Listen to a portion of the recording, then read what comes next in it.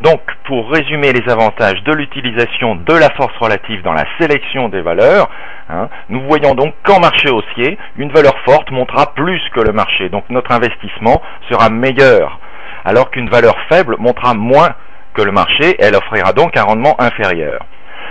En marché baissier, c'est un petit peu la même chose. Une valeur forte, si nous sommes concentrés sur les valeurs fortes, notre risque de perte sera nettement limité, alors que les valeurs faibles, elles, si nous pouvons éviter les valeurs faibles s'effondreront bien sûr plus vite que le marché.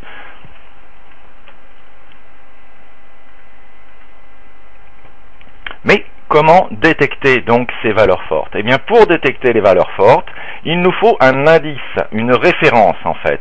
Pour les valeurs, la référence bien sûr de base sera pour les valeurs françaises, l'indice CAC 40. Pour détecter donc si une valeur est forte ou faible, il nous faut impérativement deux points. Deux points de retournement qui sont un point bas de retournement sur l'indice, bien déterminé et bien daté, bien évidemment, un point haut récent sur l'indice également, et puis, de préférence, encore un point bas plus récent, et bien sûr la position actuelle des cours.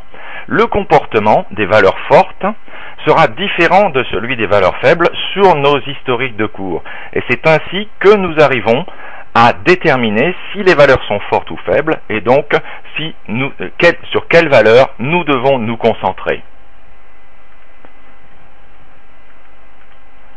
Maintenant, passons aux exercices pratiques.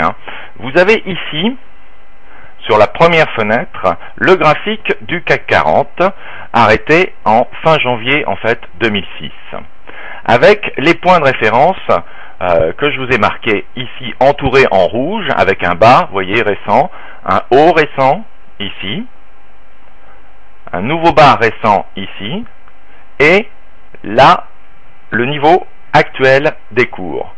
Ces niveaux sont reportés sur le graphe des actions, en fenêtre 2, en fenêtre 3, 4, 5 et 6.